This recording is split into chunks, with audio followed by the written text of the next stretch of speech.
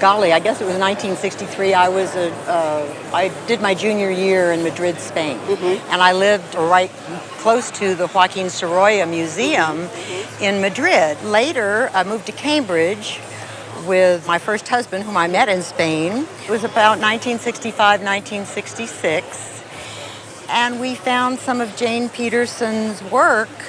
In a quiet moment of introspection, Jane Peterson captured something more than just color on canvas. She captured a story. Titled The Answer, Peterson, originally from Elgin, Illinois, trained in New York before expanding her artistic horizons across Europe. Her time in Spain studying under Joaquin Sorolla profoundly influenced her palette, while friendships with artistic giants like Picasso and Matisse nudged her toward expressionism. She traveled widely, defying the conventions of her time, and infused her experiences into her art. This vibrant oil painting from around 1925 reflects Peterson's signature style: bold brushwork, rich emotion, and radiant light. The woman in the painting sits poised, possibly penning a heartfelt letter, her necklace broken, an intentional detail that deepens the mystery. There is a label that indicates that this was exhibited with the Allied Artists of America in New York. Yeah. And the exhibition was held in 1929. Once bought for just $150, today its brilliance and provenance have driven its estimated gallery value. Her work is very popular. It's also a very period piece, and it's very colorful and brilliant. And so for all those reasons, I think it's very desirable in the marketplace. And I think that a gallery in New York would be asking $300,000. Where's the chair? Now I need that chair. Oh, I'm so excited. Well, I just have always loved it. I mean, it really spoke to me. Few artists have captured the heart of a nation quite like Fernando Amoro. Known as the grand old man of Philippine art, Amoro immortalized his homeland's soul through sun-drenched landscapes and idyllic scenes of everyday life. The two works appraised here, one of a solitary laundress and the other a bustling rice harvest, are classic examples of his beloved genre subjects. Painted in 1955, they reflect his signature use of light, a style that romanticized rural Filipino life and made his work iconic. I got them through my father-in-law. My wife and I inherited them. When he was 8 years old, he went to the Philippines with his family. They were mining engineers. And approximately when would that have been? This would have been mid-30s. Okay. Some of the family decided to go back eventually and come back to the United States. And his mother stayed on in the Philippines for a number of years. When she felt it was time to come back, apparently she collected pieces that made her feel like what she saw. She enjoyed living there. Sure. It's my understanding. Amoro's art was long cherished by foreign collectors, especially American soldiers who brought his paintings home. But in recent years, the market has shifted. Filipinos now fiercely reclaim their cultural icons, and Amoro's status as the first national artist of the Philippines has only amplified demand. These canvases are no longer just beautiful, they're national treasures. Nowadays, his work is very sought after. Do you know how much she paid for the works? I have not a clue. How many paintings did she collect? I think at least 10 pieces. Were they distributed among family members, or just did most of them pass to you? Most of them passed to us. Okay. For both of the paintings together, I would suggest a conservative auction estimate of $120,000 to $180,000. That's a bit more than I was expecting. So I brought a painting that belonged to my grandparents. It hung in their home, it hung in my parents' home, and it's been hanging in my living room for the past 20 years. I know it's Fern Copage, and Lehigh Valley, Delaware Gap area is the scenes that inspired it. The painting had been purchased by my grandparents, my father's father. We believe they purchased it at a auction or fundraiser for Lafayette College, which is also in Easton, Pennsylvania. I did notice a price tag and with a title that says December Mist, $100. Fern Copage's December Mist is a stunning glimpse into the quiet poetry of winter in rural Pennsylvania. Copage, one of the foremost Pennsylvania Impressionists, brought a bold, Fauvist-inspired palette to the American landscape tradition. Having studied under masters like William Merritt Chase and Daniel Garber, she found her voice not in academic halls, but out in the open air, painting en plein air, often wrapped in a bearskin coat during frigid winters. She was part of the Philadelphia 10, a pioneering group of female artists who defied the male-dominated art scene of the time. Painted around 1920, this oil on canvas glows with a soft, atmospheric haze, subdued now by time and surface grime, yet still pulsing with the artist's vibrant touch. Snow-covered hills and shadowed rooftops reflect her gift for seeing unexpected color in the mundane, with blues and purples that shimmer beneath the surface. A thorough cleaning would reveal even more brilliance. Her market has been doing very well recently. I would insure this for no less than $120,000. Oh, really? Wow. Wow. Okay. That's worth insuring. I was not expecting that. Thank you, Grandpa. We have a very small family, and our family has collected Western art for a very long time. This was in the attic, and I hadn't even really seen it before. And my brother's fiance went wandering around. She found it in the attic, brought it down, and said, "This should not be in the attic." And it's probably been in the attic of our farm home since 1970s, maybe? There's quite a pile of art up there. I'm guessing that our great-grandparents purchased it on their travels. Discovered after decades in an attic, this thrilling Western oil painting by Elling William Bill Gollings captures the grit and drama of frontier life.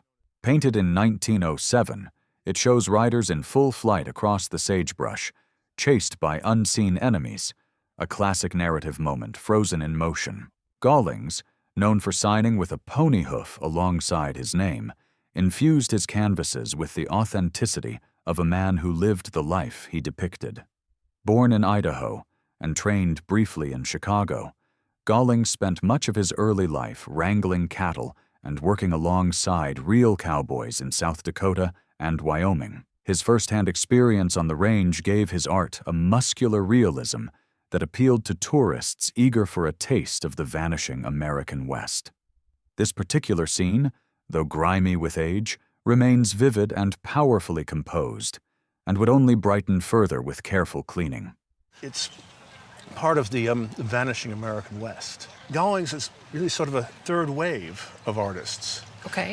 You had people like George Catlin who came out and really experienced the West and Native Americans and saw it for real. Then you have people coming in another generation, Remington, Russell, and that was sort of the second wave. Gollings is sort of the third wave. I would say at auction, you'd probably put a conservative estimate of $50,000 to $70,000 on it. Oh, that's wonderful. That's fantastic. It's beautiful. And no, it doesn't belong in the attic. So my great aunt was an artist, and she studied under Hans Hofmann and wound up becoming friends with several of the other artists that studied along with him. And one of them was a woman named Lynn Drexler. Lynn wound up leaving a number of pieces with my aunt, and when my aunt passed in 2009, I inherited them. And so I've always loved them. About a year and a half ago, I saw a New York Times article that talked about Lynn Drexler and how this artist who had been in obscurity for decades was all of a sudden getting interest. So I thought I would bring these and see if I could learn more about them. Lynn Drexler's bold and rhythmic brushwork once lingered in obscurity, but today her vibrant canvases are making a triumphant return to the spotlight. These two abstract expressionist oil paintings, created in 1959 and 1961, are intimate yet powerful examples of her early work. Precisely the era now drawing the attention of collectors and major galleries worldwide. A protege of Hans Hofmann, Drexler developed a unique voice through color-led compositions, channeling energy and emotion into layered hues rather than defined forms. She was part of a generation of women whose contributions to abstract expressionism were long overshadowed by their male peers. But times have changed. Drexler's reputation is rapidly rising, with recent exhibitions and publications re-evaluating her as a key figure in mid-century American art. These paintings, inherited through a family friendship, were once considered just cherished decorations. If the smaller painting were to come to auction, I believe that value would be $50,000 to $70,000. Wow. And the larger painting, I believe if this painting were at auction, it would sell for between $300,000 and $500,000. Oh my goodness. I'm speechless. Wow. I've always just liked them, but I would never have imagined. That's fantastic. Ernie Barnes was a former NFL player. He played for the Jets. But after football, he found art as being, I guess, part of his livelihood. And we all are familiar with Sugar Shack, and there's some other well-known pieces, but my father and Ernie made friends, and he was able to purchase this piece. And this actually sat on top of our fire mantle in our home in Santa Barbara, California. Ernie Barnes, once a professional NFL player, transformed his life and legacy through the power of art. His 1971 painting 4th and 1 is a striking oil on canvas that captures the electric intensity of football, not just as sport, but as culture. With his signature elongated figures and dynamic composition, Barnes infuses motion, grit, and emotion into a single, suspended moment on the field. What seemed like a sentimental family possession has now been recognized as a museum-worthy treasure. Though not as globally recognized as Sugar Shack, his most famous work featured on Good Times and a Marvin Gaye album cover. 4th and 1 still packs a serious punch. Ernie Barnes is no longer just a former athlete who painted. He's now widely regarded as a master of figurative expressionism. If I were to put a value on it for insurance purposes, I would make this around $650,000. Wow. Yeah. It's amazing. Awesome piece. Amazing. It's been in my husband's family for a very long time. It was passed down to his parents, and then after his parents passed away, it was passed on to us. And we've just had it hanging up in the house. Cornelius Creoff's name might not be instantly familiar to everyone, but to art historians and collectors of Canadian heritage, it represents a cornerstone of 19th century storytelling through paint. His works didn't just depict life, they narrated it, and this particular painting is a prime example.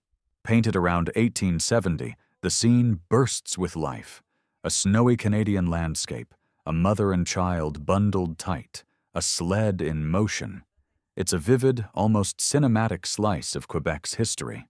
Though the art world is rife with Creoff forgeries due to his popularity, this piece checks all the boxes: quality, technique, provenance, and even the original frame. We believe it to be a lovely example of Creoff's work. Given that, I would estimate the piece at auction between $200,000 and $300,000. Oh my God!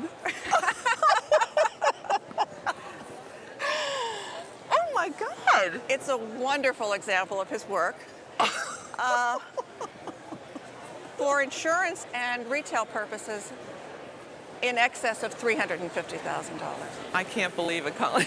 I just can't believe it. Believe it and insure it right away. I will. I can't believe it. I just can't believe it. My husband was a student at Washington State University, and he had an art professor by the name of Clifford Still. Then as the years went by, he went on and got his doctorate and came back to Washington State. And the chairman of his department, they owned the painting, they gave it to us as a housewarming. It's very generous of them. Very yes, nice it was. gift. Very nice indeed. Created in 1937 by Clifford Still, Long before his meteoric rise as a pioneer of abstract expressionism, this canvas captures a rugged scene from the Grand Coulee Dam project, offering a rare glimpse into Still's figurative period. The painting bears both his signature and a personal dedication on the reverse, connecting it to a specific moment in his early life and teaching career. Though known later for bold, abstract forms, this piece hints at his evolving visual language, already teeming with thick textures and expressive brushwork. Still would go on to influence giants like Rothko and Pollock, but here we see him rooted in the real world, documenting the transformation of the American West. Unaltered since it was received decades ago, the painting still rests on its original humble stretchers, reinforcing its authenticity. Now, have you had this appraised before? No. And you need to have it appraised for what purpose? Insurance purposes. I believe that this shouldn't be insured for anything less than $500,000. Really? Yeah. We have to put that in context. Bear in mind that a painting painted 10 years later than this in 1947 sold a few years ago for $21 million. Oh, really? That painting that made $21 million was a new benchmark for it. Yes. So in fact, it may turn out that I'm being rather conservative when I say $500,000. I have to say, in all my years on the roadshow, it's probably the most exciting find I've had. Oh, really? And I'm absolutely thrilled that you brought it in today. Well, thank you. So thank you. I brought an Erna Rosenstein painting. I know that Erna Rosenstein was a Holocaust survivor. It's painted in 1955. I've had it for about 37 years. It was from an auction house where they were auctioning stuff for a charity. At first glance, this 1955 oil painting might seem like an abstract swirl of color and texture. But behind the brushstrokes lies a story of unspeakable survival and artistic defiance. The piece stands as a haunting expression of memory, trauma, and resilience. Born in 1913 in Lviv, Rosenstein was already immersed in the European avant-garde when World War II began. Her life took a harrowing turn when her parents were murdered during a failed escape from Nazi-occupied Poland. She survived by adopting false identities, spending years evading capture while witnessing the darkest corners of human cruelty. This painting was completed during a pivotal moment in her life. After years of silence under oppressive Soviet censorship, Rosenstein was slowly re-emerging into the art world. Though much of her early work had been destroyed or lost, the canvases she created after 1945 became visual testimonies, coded, surreal, emotionally raw. The 1955 piece is part of a body of work bridging her private grief and public voice, made just before she co-founded the Creoff Group and helped revive Polish modernism. It sustained a little bit of damage, but all things considered, it's not too bad. Have you had this appraised? Do you have any idea what it's worth?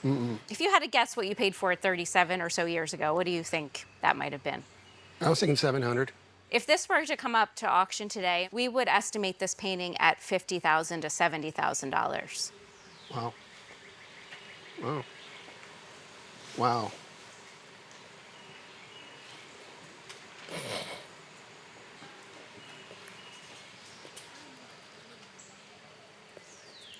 Thank you.